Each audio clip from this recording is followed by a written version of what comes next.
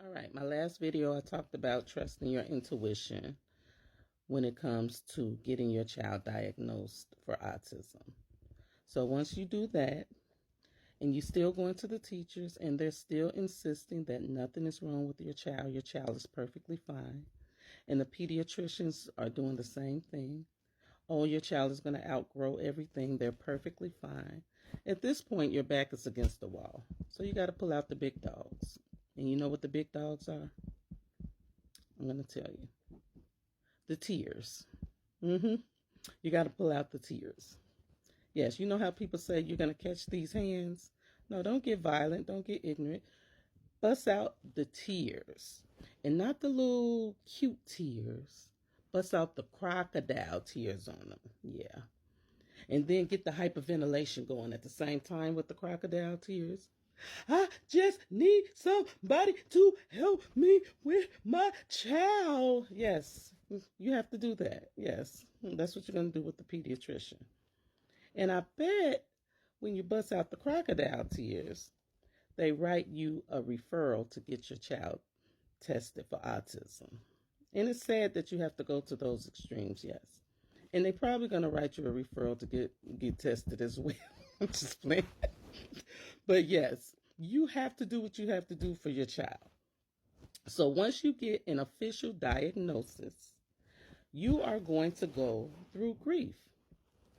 You're going to go through grief. And the grief is going to be similar to the same type of grief that you're going to go through with a death, the same type of grief you'll probably go through like with a divorce, because it's a trauma. It's something sad that you're coping with.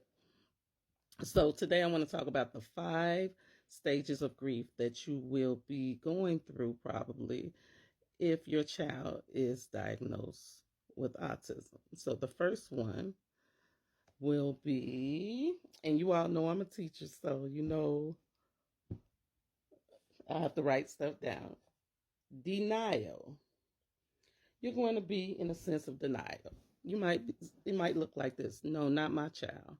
I don't think my child was diagnosed with autism. I don't think she has autism. I think they probably made a mistake. They probably misdiagnosed her. Or, the person that performed the test on them, I don't even know if their credentials were all the way accurate. Maybe they didn't know what they was doing, because everyone is incompetent right now. So maybe they gave her the test wrong, and she doesn't have autism. Maybe she has social anxiety or some other type of disorder. I don't think it's autism.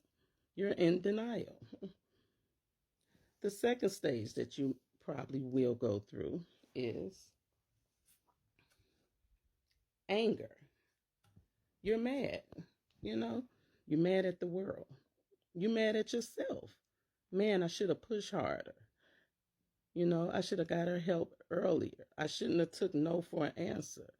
I should have tried harder. This is my fault. Maybe if I just would have saw something that they didn't see, I could have got her help, And then you might even start being angry with God. I know it sounds crazy. Why would God do this to me? Why is this happening to me? This is so unfair. God, why? Why are you doing this to me? I did everything I was supposed to do. I took my prenatal vitamins. I didn't drink. I ate healthy. Why is this happening to me, God? You're just angry. And it's normal. Third stage. After you're angry with God, then you go into bargaining. Yeah. You start bargaining with God. Oh, God, if you could just reverse it, I'll do whatever it is that you want. I'll pray more. I'll go to church. Whatever it is, I won't sin anymore. Oh, God, please, just if you could reverse this diagnosis, I'll do whatever you want. You just start bargaining. You start reaching for straws. Yeah. The fourth stage, depression. You probably will go into a deep depression because it's sad, You might have crying spells. I know I did. You might watch TV shows that trigger you. Sometimes I would see TV shows where a daughter is getting married and the mother is at the wedding, and I'm thinking to myself, am I going to be able to experience that? Will my daughter ever get married? Will I be able to be at her wedding? You know? Or you might see a TV show where, a daughter is giving birth and the mother is there. Will I be a grandmother? Will my daughter ever have any kids? Will she be able to live a normal life? It's just sad. You go through all of these stages of grief. And it's depressing and you're sad. And you might start like isolating yourself. You don't really want to talk to anybody. You don't want to go out. And you just have crying spells. I know I would go in the bathroom and just cry on the toilet. I know that's probably too much information. But yeah, that was my go-to room. I was thinking about changing it from the bathroom to the crying room. I cried so much in there. I would be at work with the daycare kids, and then I would just have to, sometimes I have a moment, I'll just have to go in the bathroom and just cry. Because you got to get it out. But you cannot stay there.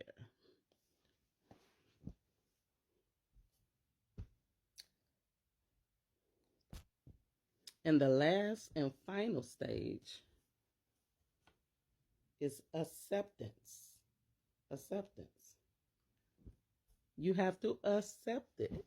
You have to embrace the diagnosis. And you find healthy ways to cope. And one of the best ways is by educating yourself on autism. You can go on different websites. Autism Speaks have a great website where you can go and sign up for webinars so that you can educate yourself on the disorder so that you're better equipped to deal with your child's diagnosis. You can also go on YouTube. You can go on TikTok. You can go on Google. Whatever it is you have to do as a parent to educate yourself to cope with it. And also, what I used to like to do, I would listen to inspirational songs and inspirational music. That was helpful. And you all know I've been writing my poetry. That was a positive outlet for me. So whatever it is you need to do as a parent to help your child, you have to do it. And acceptance, that's the final step. And just think of all the positive. It's not all negative. Children with autism bring a lot to the world. Some of them are extremely smart, extremely creative. They're good with art, they're good with music. Just they bring a whole nother creativity to the world. So think of it as a positive. Don't just think of the diagnosis as something that's negative. And it'll get you through. So I hope that this video helps someone who is struggling with their child being diagnosed, and you go through all these different changes, but just stay strong and be your child's advocate in the end. So I hope this video helps someone, and I will talk to you all soon. Thank you for listening. Bye-bye.